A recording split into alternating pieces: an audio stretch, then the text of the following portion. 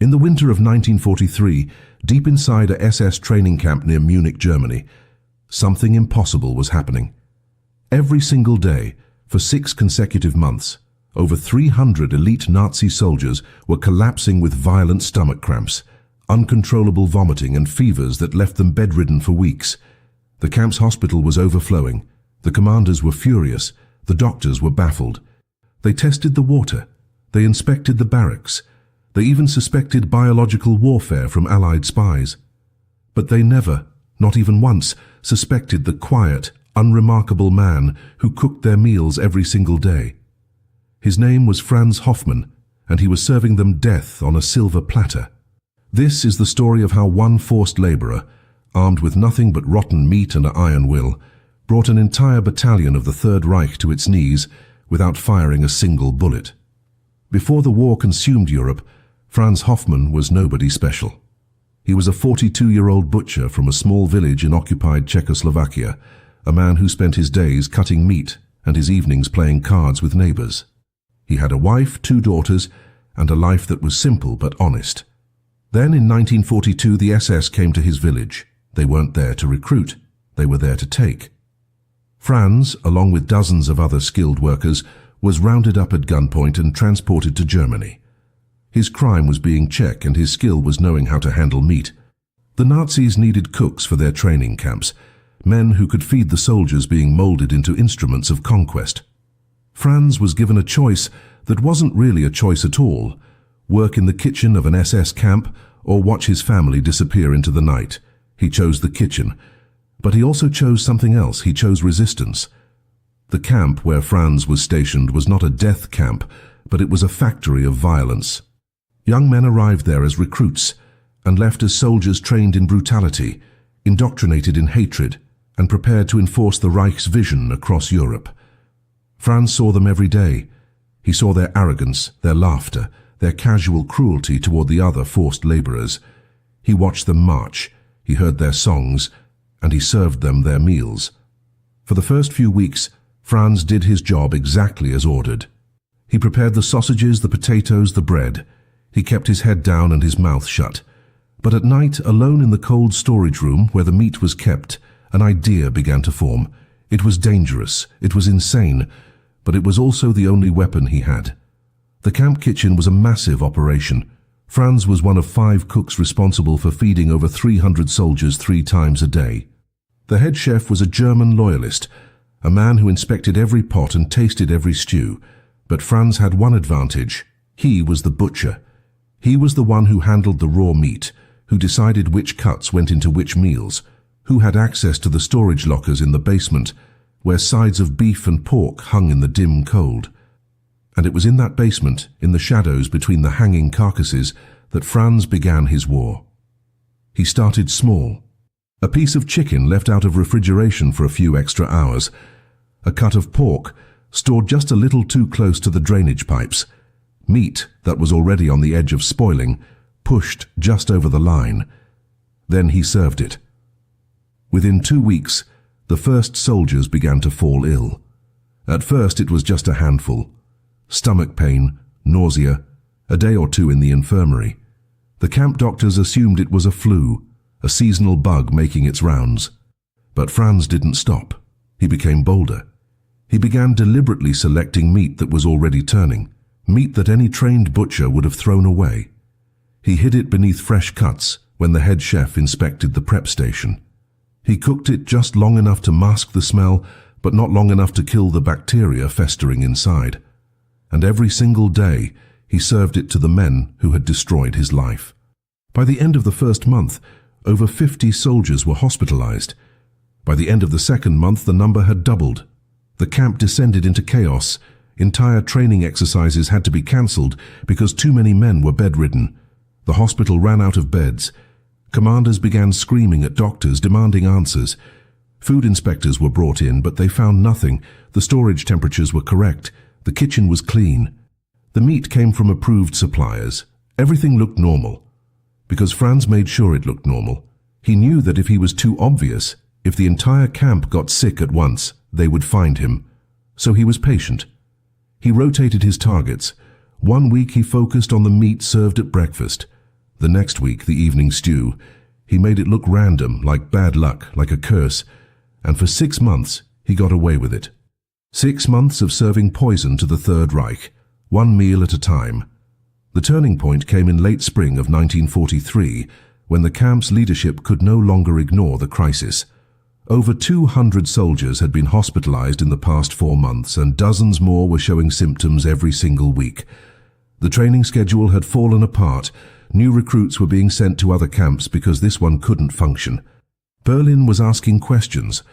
The camp commandant, a rigid officer named Klaus Reinhardt, was facing the possibility of being reassigned in disgrace. He called an emergency meeting with his senior staff, the camp doctors, and the kitchen supervisors. They needed answers, and they needed them immediately. Every aspect of camp life was placed under microscopic scrutiny. The water supply was tested again. The barracks were fumigated. Even the latrines were inspected for contamination, but still the sickness continued. Franz watched all of this unfold with a calm that surprised even himself. He had expected to be caught within weeks, perhaps days. Every morning when he walked into the kitchen, he was certain it would be his last. He imagined the moment they would drag him into the commandant's office, the accusations, the beating, the execution. But that moment never came. The Germans were too organized, too systematic in their thinking. They were looking for a grand conspiracy, a sophisticated plot, perhaps enemy agents or saboteurs with advanced training. They couldn't conceive that one exhausted Czech butcher, working alone with nothing but spoiled meat and patience, could cripple an entire military installation. Their arrogance became Franz's shield. The more soldiers that fell ill, the more desperately they searched for complex answers.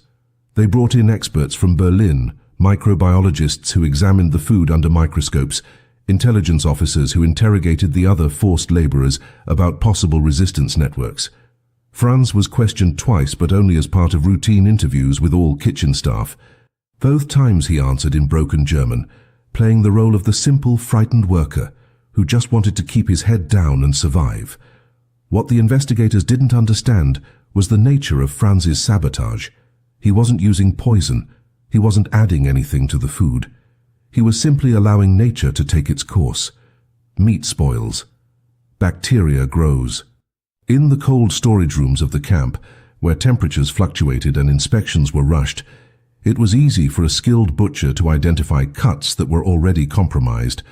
A slight discoloration here, a faint odor there, signs invisible to anyone who wasn't trained to look for them. Franz had spent 20 years of his life working with meat. He knew exactly how long beef could sit before salmonella took hold. He knew which parts of a pig were most susceptible to contamination. He knew how to cook spoiled meat, just enough to hide the worst of the smell without killing the bacteria that would wreak havoc in a human stomach 12 hours later. This wasn't science fiction. This was the ancient, brutal reality of food poisoning, weaponized by a man who had nothing left to lose. By month 5, the camp had become a ghost of its former self. Training operations were reduced to skeleton crews. The commandant had stopped holding formations because too many men couldn't stand for more than 10 minutes without doubling over in pain. The kitchen staff had been changed 3 times, with everyone except Franz being rotated out or reassigned, because he was the only one with the butchering skills they needed. The head chef had been replaced with a younger, less experienced man who trusted Franz implicitly. The new chef didn't inspect the meat. He didn't question Franz's choices. He was overwhelmed, terrified of being blamed for the ongoing crisis, and he let Franz work unsupervised more and more often. It was perfect. Franz had survived long enough to become invisible, a fixture of the camp so ordinary that no one saw him as a threat. But Franz knew his time was running out. The longer the epidemic continued, the closer they would come to the truth. And in early summer of 1943, his worst fear began to materialize. A new investigator arrived at the camp, a Gestapo officer named Werner Vogel, who had a reputation for breaking impossible cases. Vogel didn't believe in coincidences. He didn't trust the earlier investigations. And unlike the others, he didn't start by testing the water or inspecting the barracks. He started by watching the kitchen. He watched the routines, the movements, the people. And on his 3rd day at the camp, He began watching Franz Hoffmann very, very carefully. Werner Vogel was not like the other investigators. He was a thin man with wire-rimmed glasses and a notebook that never left his hand. He didn't shout. He didn't threaten. He simply observed. For 3 days, he sat in the corner of the kitchen during meal preparation, watching every movement, every interaction, every decision. He studied how the meat was stored, how it was handled, how it moved from the cold storage to the cutting boards to the stoves. The other cooks were terrified of him, stumbling over their words, dropping utensils, sweating through their shirts. But Franz forced himself to remain calm. He had survived this long by being invisible, and he would survive Vogel the same way. He worked exactly as he always had, methodically cutting meat, preparing portions, keeping his face blank. He didn't try to hide anything because there was nothing to hide in the moment. The spoiled meat was already in yesterday's stew, already working its way through the digestive systems of 50 men who would be in the hospital by nightfall. On the 4th day, Vogel changed his approach. He arrived at the kitchen before dawn, before any of the cooks had started their shifts. He went directly to the cold storage room and began examining the meat himself. He pulled out each hanging side of beef, each rack of pork, inspecting them under the dim light. Franz arrived 30 minutes later to find Vogel standing in the storage room, holding a piece of meat in his gloved hand, studying it with an expression that made Franz's blood run cold.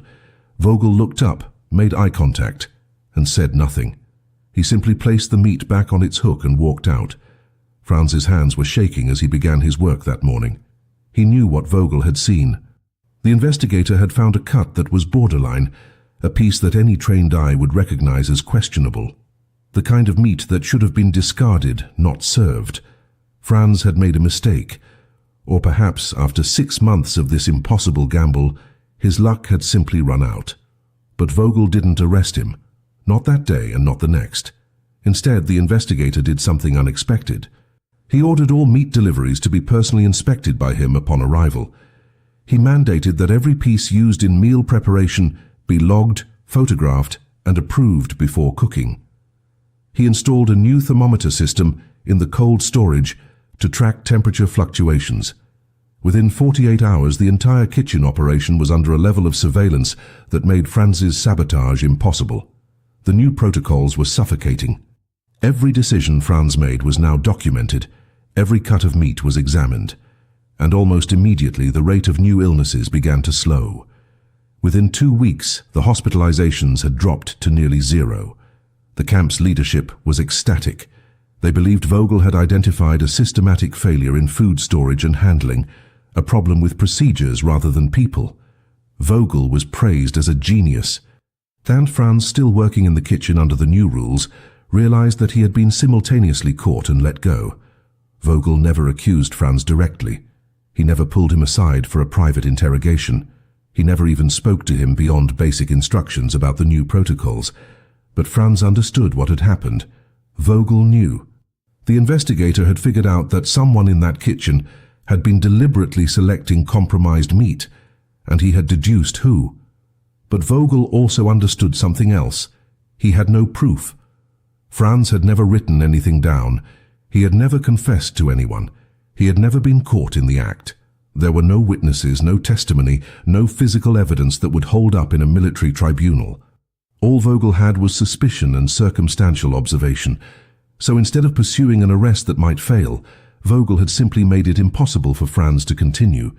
He had neutralized the threat without creating a scandal that would reflect poorly on the entire SS command structure. It was, in its own twisted way, elegant. For Franz, the realization was both devastating and liberating. His war was over. He had hospitalized over 200 Nazi soldiers, disrupted an entire training operation, and cost the Third Reich months of manpower and resources. But now, under Vogel's new system, he was powerless. He continued working in the kitchen for the remainder of 1943 and into early 1944, but now he was just a butcher again, cutting meat that was inspected, logged, and monitored at every step. The soldiers stopped getting sick. The camp returned to normal operations, and Franz waited day after day for the war to end and for the chance to go home to a family he wasn't even sure was still alive. The months that followed were the darkest of Franz's life, darker even than the fear of being caught. He had tasted victory, however small and invisible it was, and now that victory had been stripped away. Every morning he woke in the cramped barracks he shared with other forced labourers, and every morning he walked into a kitchen where his every action was monitored, logged and controlled.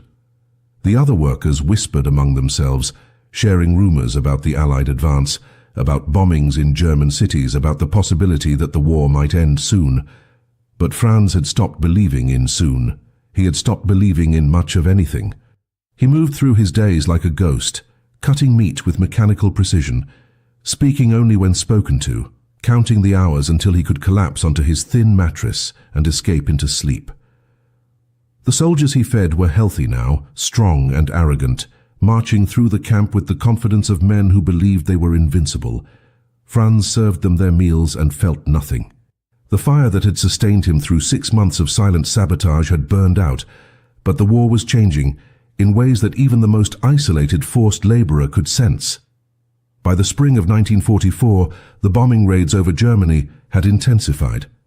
The air raid sirens became a nightly ritual, sending everyone scrambling into shelters as Allied planes roared overhead.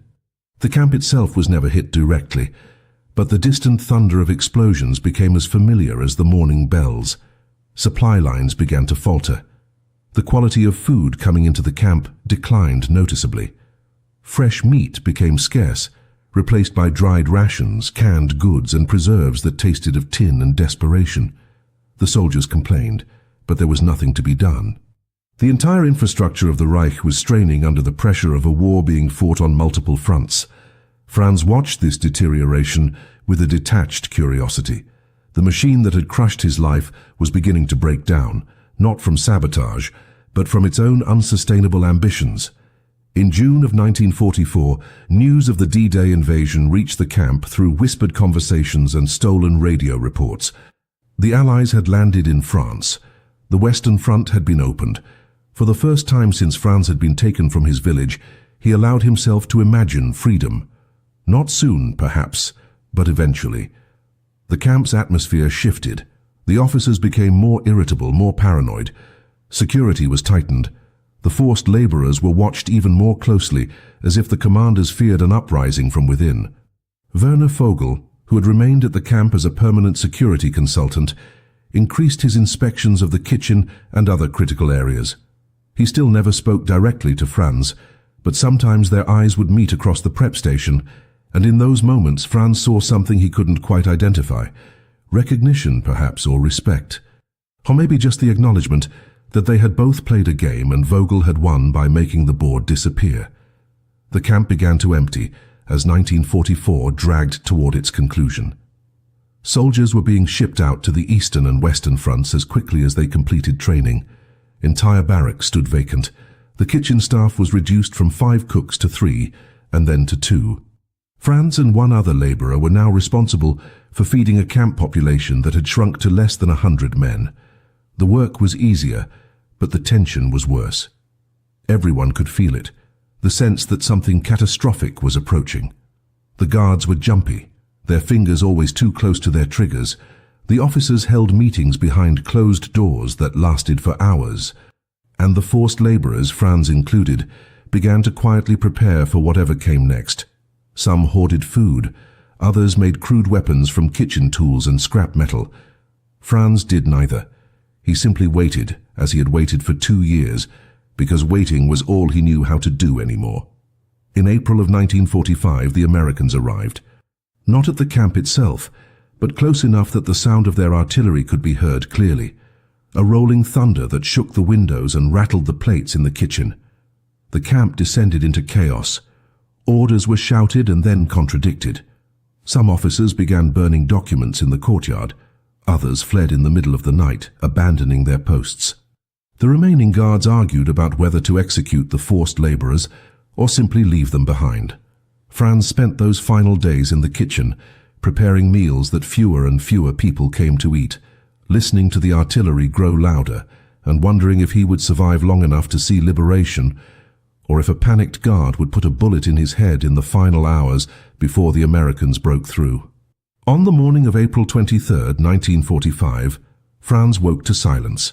For the first time in 3 years, there were no morning bells, no shouted orders, no boots marching across the courtyard. He lay on his bunk for several minutes, listening to the absence of sound, wondering if this was a trap or a test. The other labourers in the barracks were awake too, everyone frozen in place, afraid to move. Finally, one man stood and walked to the door. He pushed it open and looked outside. Then he turned back to the others and said 3 words that Franz would remember for the rest of his life. "They are gone." The camp had been abandoned overnight. The officers, the guards, even Werner Vogel had disappeared like smoke. They had taken vehicles, weapons, and whatever documents they hadn't burned. What they left behind was a ghost town of empty barracks, locked storage rooms, and a handful of forced labourers who couldn't quite believe they were still breathing. Franz walked out into the courtyard with the others, moving slowly, half expecting gunfire from a hidden position. But there was nothing, just the wind moving through the empty buildings and the distant rumble of artillery that was now closer than ever. The labourers stood together in a loose group, unsure of what to do next. Some wanted to flee immediately, to run toward the American lines before German reinforcements arrived. Others argued for staying put, for waiting to be liberated rather than risking being shot as escapees. Franz said nothing. He walked away from the group, across the courtyard and into the kitchen. It was exactly as he had left it the night before. Pots hung on their hooks. Knives lay on the cutting board. The cold storage room hummed quietly in the background. He stood there for a long time, staring at the space where he had spent 3 years of his life, the place where he had waged his silent war. And then, methodically, he began to dismantle it. He opened every cabinet and dumped the contents onto the floor. He pulled pots off their hooks and left them scattered across the prep station. He took every knife, every utensil, every tool that had been used to prepare meals for Nazi soldiers, and he threw them into a pile in the center of the room. It was childish, perhaps, meaningless in the grand scheme of the war, but Franz didn't care. For 3 years he had been powerless, controlled, monitored, reduced to a cog in a machine designed to feed the Reich's endless appetite for violence. And now, for the first time since he had been taken from his village, he had a choice. So he chose chaos. He chose destruction. He chose to leave the kitchen in ruins as a final statement to the men who had stolen his life. When he was finished, he walked out without looking back. The Americans arrived 3 hours later. Franz heard the engines first, the deep rumble of tanks moving up the road toward the camp. He and the other labourers had gathered near the main gate, waiting, still half convinced this might be German forces returning to execute them. But then the first tank rolled into view, and on its side was a white star painted against olive-green metal. American soldiers poured into the camp, weapons raised, expecting resistance. When they found only a handful of emaciated labourers standing by the gate, the tension broke. A young officer approached, speaking in broken German, asking who they were and what had happened. Franz tried to answer, but the words wouldn't come. He opened his mouth and found that he couldn't remember how to explain 3 years of his life in a single sentence. So he just stood there, silent, as the Americans secured the camp and began the process of liberation. The Americans gave them food, real food, and medical attention. They asked questions, filled out forms, took names and information for displaced persons records. Franz told them he was from Czechoslovakia, that he had a wife and 2 daughters, that he had been taken in 1942. The officer wrote everything down and promised they would help him find his family. But Franz already knew deep in his bones that his family was gone. No letters had reached him in 3 years, no news from his village. The silence told him everything he needed to know. That night, as he sat in a tent provided by the Americans, wrapped in a blanket that smelled of diesel and canvas, Franz allowed himself to cry for the first time since the war had begun. Not tears of relief or joy, but tears of exhaustion, of grief, of a rage so deep and old that it had calcified into something cold and permanent inside his chest. The weeks following liberation were a blur of bureaucracy, medical examinations, and endless waiting. Franz was transported with dozens of other displaced persons to a processing center near Frankfurt, a sprawling facility that had once been a German military depot and now served as a temporary home for thousands of people with nowhere to go. The Americans were efficient but overwhelmed. Every day, new survivors arrived from liberated camps, factories and work details scattered across Germany. The processing center was chaos, a babel of languages and stories, of people searching for lost family members and clinging to photographs worn soft from handling. Franz moved through this chaos like a sleepwalker. He ate when food was provided. He answered questions when officials asked them. But inside, he felt hollow, emptied out. The war was over, but he had no idea what came next or if there was even a next for him. In early June, Franz was interviewed by an American intelligence officer who was documenting war crimes and gathering testimony about Nazi atrocities. The officer was thorough, asking about Franz's experiences at the camp, the conditions of forced labor, the treatment of workers. Franz answered honestly, but without detail. He described the work, the fear, the hunger, but he never mentioned the meat. He never spoke about the 6 months he had spent poisoning SS soldiers or the 200 men he had hospitalized. When the officer asked if Franz had witnessed or participated in any acts of resistance, Franz said no. It wasn't shame that kept him silent. It was the knowledge that his resistance would sound absurd in the retelling, too small and too strange to matter. He had not blown up trains or assassinated officers. He had simply served spoiled meat to men who deserved worse.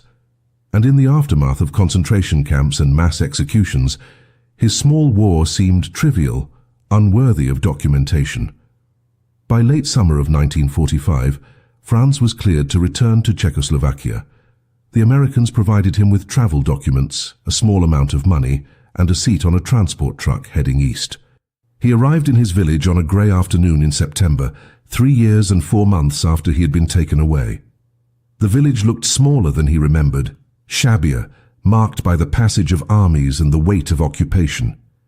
He walked through streets he had known his entire life, past houses that were familiar and yet foreign, until he reached the small home where he had lived with his wife and daughters. The door was unlocked. Inside, the house was empty, not abandoned but empty, as if the family who had lived there had simply evaporated. Franz stood in the center of the main room, looking at the space where a table had once been, where his daughters had done their homework and his wife had prepared meals. And he understood with a finality that left no room for hope that they were gone. Over the following days, Franz pieced together what had happened. Neighbors who had survived the war told him the story in fragments, hesitant and apologetic. 6 months after Franz had been taken to Germany, the SS had returned to the village. They were rounding up families of forced laborers, a collective punishment for resistance activities in the region. Franz's wife and daughters had been loaded onto trucks with dozens of others. No one knew where they had been taken. Some said Auschwitz. Others said Theresienstadt. It didn't matter. The result was the same. They had disappeared into the machinery of the Holocaust and never returned. Franz thanked the neighbors for telling him. He did not cry. He did not rage. He simply walked back to his empty house and sat on the floor, staring at nothing, feeling the full weight of survival settle onto his shoulders like a stone. Franz lived in that house for another 37 years. He never remarried. He never spoke about the war. He returned to work as a butcher, opening a small shop in the village that served the community with quiet efficiency. People who knew him described him as kind but distant, a man who was present but somehow not entirely there, as if part of him had been left behind in Germany. He cut meat with the same precision he had used in the camp kitchen, but now there was no anger in it, no purpose beyond the simple act of labor. And every night when he closed the shop and returned to his empty house, he would sit at the table and think about the 6 months he had spent poisoning Nazi soldiers, the 200 men he had hospitalized, and whether any of it had mattered at all. Franz never intended for his story to be told. He carried it inside him like a scar, visible only to himself, never spoken aloud to another living soul. But in 1978, 33 years after the war ended, something unexpected happened. A German historian named Thomas Brenner arrived in Franz's village, conducting research for a book about forced labor in SS training camps. Brenner had spent years tracking down survivors, collecting testimonies, cross-referencing camp records that had survived the war. He had discovered documents from the Munich camp where Franz had worked, including medical reports about the mysterious epidemic that had hospitalized hundreds of soldiers in 1943. The records were incomplete, deliberately vague, but they referenced an investigation by a Gestapo officer named Werner Vogel and new protocols implemented in the camp kitchen. Brenner had followed this thread across Europe, interviewing former camp personnel, searching for anyone who might remember what had actually happened, and eventually that search led him to a small butcher shop in Czechoslovakia and to a 77-year-old man who was still cutting meat with hands that never shook. At first, Franz refused to speak with Brenner. He had no interest in revisiting the past or contributing to historical record. But Brenner was persistent, returning to the shop day after day, always polite, never pushing, simply present. He explained that the story mattered, that understanding acts of resistance, even small ones, was essential to comprehending how ordinary people survived and fought back against the Nazi regime. He told Franz that he had found Vogel's personal notes, archived in a Berlin library, notes that suggested the investigator had suspected deliberate sabotage but had never been able to prove it. Brenner believed Franz was the key to understanding what had really happened, and he promised that if Franz told him the truth, he would document it with respect and accuracy. After 2 weeks of these daily visits, Franz finally agreed. Not because he wanted recognition or vindication, but because he realized that his silence was protecting no one, least of all himself. The interview took place over 3 afternoons in Franz's small home. Brenner brought a tape recorder and notebooks, and Franz, for the first time in 33 years, spoke about the 6 months he had spent serving spoiled meat to SS soldiers. He described the cold storage room, the techniques he had used to identify compromised meat, the careful rotation of targets to avoid detection. He explained how he had survived Werner Vogel's investigation and how the new protocols had ended his sabotage. He spoke without emotion, recounting the events as if they had happened to someone else, in a voice that was steady and clinical. Brenner listened without interrupting, taking notes, occasionally asking for clarification about dates or procedures. When Franz finished, Brenner asked him a single question: "Do you regret what you did?" Franz thought about this for a long time. Then he said, "I regret that I could not do more." Brenner's book was published in 1980, 5 years before Franz died. The chapter about Franz's sabotage was titled The Butcher's War, and it was based entirely on Franz's testimony, corroborated by the medical records and Vogel's archived notes. The book was well received in academic circles, praised for its meticulous research and its focus on lesser-known acts of resistance. But it never reached a wide audience. It was published in German by a small university press, and it remained obscure, known primarily to historians and researchers specializing in World War II labor camps. Franz received a copy in the mail, sent by Brenner with a note of gratitude. Franz placed the book on a shelf and never opened it. He had told his story, and that was enough. He didn't need to read it, didn't need to see his actions analyzed and contextualized. The past was the past, and Franz had spent 35 years learning to live with it. Franz Hoffmann died in January of 1985, at the age of 84. He was found in his home by a neighbor, sitting in his chair by the window, his hands folded in his lap. The village gave him a modest funeral, attended by people who had known him as the quiet butcher, who never smiled much, but always gave fair portions and honest prices. No one at the funeral knew about the 6 months he had spent fighting the Third Reich with rotten meat. No one knew about the 200 soldiers he had hospitalized or the silent war he had waged in a kitchen in Munich. His story was buried with him, hidden in an obscure academic text that gathered dust in university libraries, and for decades that's where it remained, known only to a handful of historians and forgotten by the world. The story might have stayed buried forever, if not for the internet and the work of a new generation of researchers who began digitizing wartime archives in the early 2000s. In 2007, a graduate student in Berlin named Anna Richter was working on her dissertation about SS training camps when she stumbled across Thomas Brenner's 1980 book in a digital library database. She read the chapter about Franz Hoffmann and was immediately struck by how extraordinary and how overlooked his story was. Here was a man who had crippled a Nazi military installation for half a year using nothing but his knowledge of meat and his willingness to risk everything And yet his name appeared nowhere in mainstream historical narratives about resistance during the war. Richter began digging deeper, tracking down Brenner's original research, accessing the Munich camp's medical records, and even locating Werner Vogel's family to see if any additional documents had survived. What she found confirmed everything in Brenner's account and added new details that made Franz's achievement even more remarkable.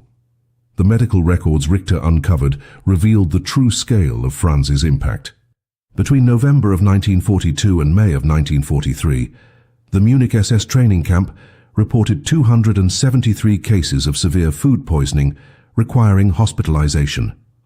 An additional 147 soldiers experienced symptoms serious enough to remove them from active duty for multiple days. The cumulative effect was staggering. The camp had essentially lost the equivalent of an entire battalion's worth of manpower over 6 months. Training schedules were delayed by an average of 3 weeks. Dozens of soldiers who recovered from the poisoning were deemed unfit for frontline deployment and were reassigned to administrative roles. The economic cost alone, calculated in terms of wasted resources, medical expenses and lost training time, was estimated to be equivalent to millions of dollars in today's currency. And all of this had been caused by one man, working alone, armed with nothing but spoiled meat. Richter also discovered something else in Vogel's archived notes, something that Brenner had either missed or chosen not to include in his book. After implementing the new kitchen protocols in May of 1943, Vogel had written a confidential memo to his superiors in Berlin. In that memo, he stated clearly that he believed the food poisoning epidemic had been the result of deliberate sabotage by a member of the kitchen staff. He identified Franz Hoffmann by name as the most likely suspect, citing his access to meat storage, his expertise as a butcher, and the timing of illnesses relative to Franz's work schedule. But Vogel also admitted that he had no physical evidence, no witnesses, and no confession. He recommended against prosecution, arguing that a failed case would damage the reputation of the SS and create the perception that enemy agents had infiltrated their installations. Instead, Vogel suggested neutralizing the threat through procedural changes, which is exactly what he did. The memo was a smoking gun, proof that Franz had been caught but deliberately not punished because arresting him would have been too embarrassing for the Reich. Richter published her findings in 2009 in a well-regarded historical journal, and this time the story began to spread beyond academic circles. Journalists picked it up. History podcasts discussed it. Franz Hoffmann's name started appearing in articles about overlooked World War II heroes. But even then, the story remained relatively obscure, known primarily to people already interested in wartime resistance narratives. It wasn't until 2018, when a documentary filmmaker named Marcus Klein decided to make a short film about Franz's sabotage, that the story finally reached a broader audience. Klein traveled to Franz's village, interviewed elderly residents who had known him, visited the site of the former Munich camp and assembled archival footage and photographs to reconstruct the events of 1943. The resulting 20-minute documentary was posted on YouTube and within weeks had accumulated over 2 million views. The comments section of Klein's documentary became a repository of astonishment and debate. People couldn't believe the story was real. They questioned how one man could have gotten away with such sustained sabotage. They argued about whether Franz's actions constituted heroism or simply survival. Some praised him as a genius of quiet resistance. Others pointed out that his sabotage, while damaging, had not stopped the Nazi war machine or saved lives in any direct way. The discussions were passionate, sometimes heated, but they all centered on one undeniable fact. Franz Hoffmann had done something extraordinary, and for 70 years almost no one had known about it. His story had been hidden in plain sight, buried in obscure books and archived memos, waiting for the right combination of digital access and public interest to finally bring it into the light. What makes Franz Hoffmann's story so remarkable is not just what he did, but how he did it. In the mythology of World War II resistance, we celebrate the partisans who blew up bridges, the spies who stole Nazi secrets, the soldiers who defied orders to save lives. These are dramatic acts, cinematic in their execution, clear in their heroism. But Franz's resistance was different. It was invisible, unglamorous, and impossibly patient. He didn't have access to explosives or weapons. He wasn't part of an organized network. He couldn't rely on allies or escape routes. All he had was his knowledge of meat, his access to a kitchen, and a willingness to gamble his life every single day for 6 months. And somehow, against impossible odds, he succeeded in ways that more traditional resistance fighters could only dream of. He took a Nazi training facility and rendered it operationally useless without firing a shot, without planting a bomb, without anyone even realizing they were under attack until it was too late. The psychological toll of what Franz did is almost impossible to comprehend. Imagine waking up every morning knowing that today might be the day you're caught and executed. Imagine serving breakfast to soldiers who would kill you without hesitation, knowing that the food you're giving them is poisoned, and knowing that if even one person notices something wrong with the meat, your life is over. Imagine maintaining that level of deception, that constant performance of normalcy, for 180 consecutive days. Most people would have broken under that pressure. Most people would have made a mistake, would have been too obvious, would have cracked under interrogation. But Franz didn't break. He was methodical, patient, and disciplined in ways that seem almost superhuman. He understood that his only advantage was invisibility, and he protected that advantage with a level of self-control that most trained spies would envy. But perhaps the most tragic aspect of Franz's story is what it cost him personally.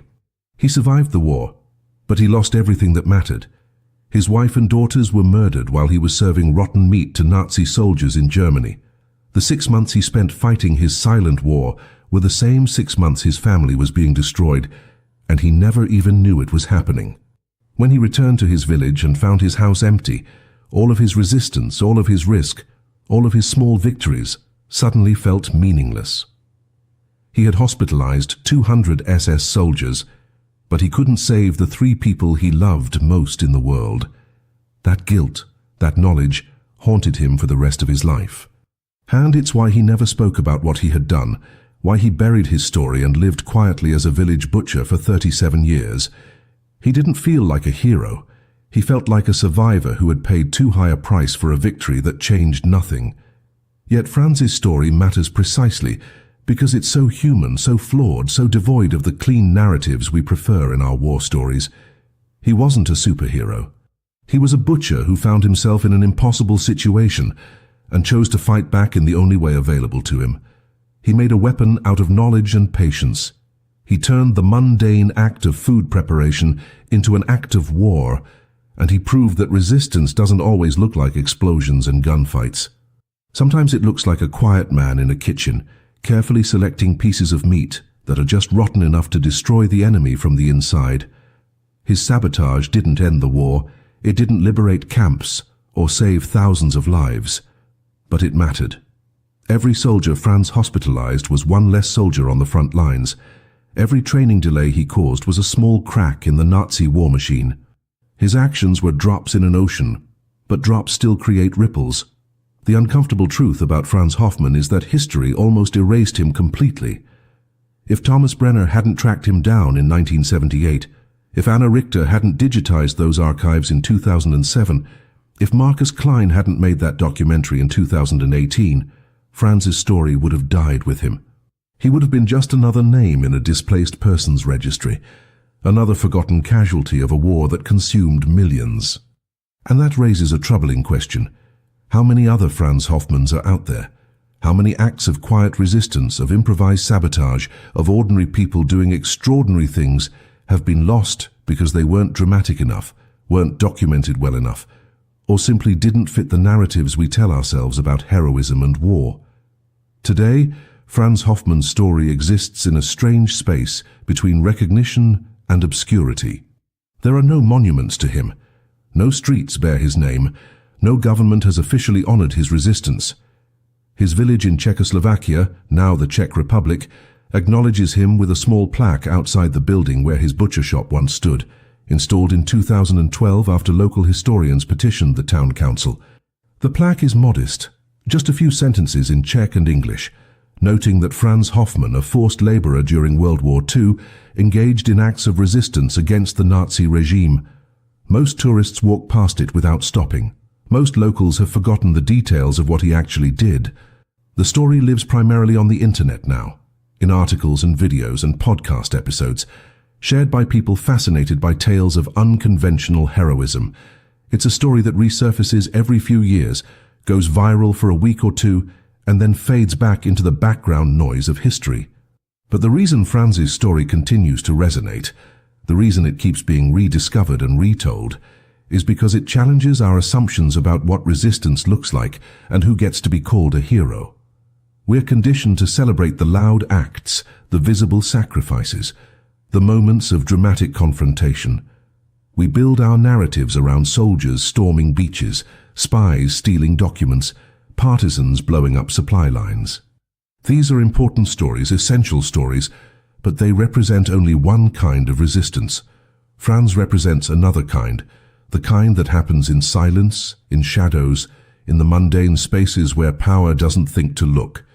He proved that you don't need a gun to fight back. You don't need a network of allies or a detailed plan. Sometimes all you need is knowledge, patience, and the willingness to take a risk that no one will ever see or understand. His war was invisible, but it was no less real. The legacy of Franz Hoffmann is also a reminder of the price of survival and the complexity of wartime morality.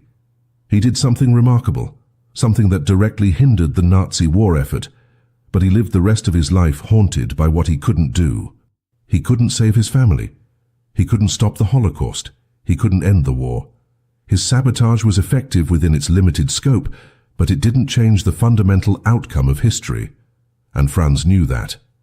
He carried that knowledge with him every day for 37 years, sitting in his butcher shop, cutting meat with the same precision he had used to select spoiled cuts in a Nazi kitchen. He never sought recognition because he didn't believe he deserved it. He had survived when his family hadn't, and that guilt overshadowed any pride he might have felt about the soldiers he had hospitalized. What makes this story particularly relevant today is that it forces us to ask uncomfortable questions about how we remember history and who we choose to forget. Franz's story was almost lost, not because it wasn't important, but because it wasn't dramatic enough, because it didn't fit neatly into the categories we use to organize the past. He wasn't a soldier, wasn't a spy, wasn't part of an organized resistance movement. He was a butcher who used spoiled meat as a weapon, and for decades that seemed too mundane, too strange, too small to matter. But history isn't made only by the people who storm the barricades or lead the revolutions. It's also made by the Franz Hoffmanns of the world, the people who fight back in whatever ways they can, using whatever tools they have, even when no one is watching, and even when they know their efforts might not change anything. Franz Hoffmann died believing his story didn't matter. He was wrong. His story matters because it proves that resistance is possible even in the most powerless circumstances, that courage doesn't always look heroic, and that sometimes the most effective weapons are the ones no one expects. It matters because it reminds us that history is full of invisible wars, fought by ordinary people in kitchens and factories and basements, people whose names we'll never know, but whose actions shape the world in ways we're still discovering. And it matters because 70 years after Franz served his last plate of spoiled meat to a Nazi soldier, we're still talking about him, still trying to understand what he did and why it matters. That's not immortality, but it's something. It's proof that even the quietest acts of defiance can echo across decades if someone cares enough to listen.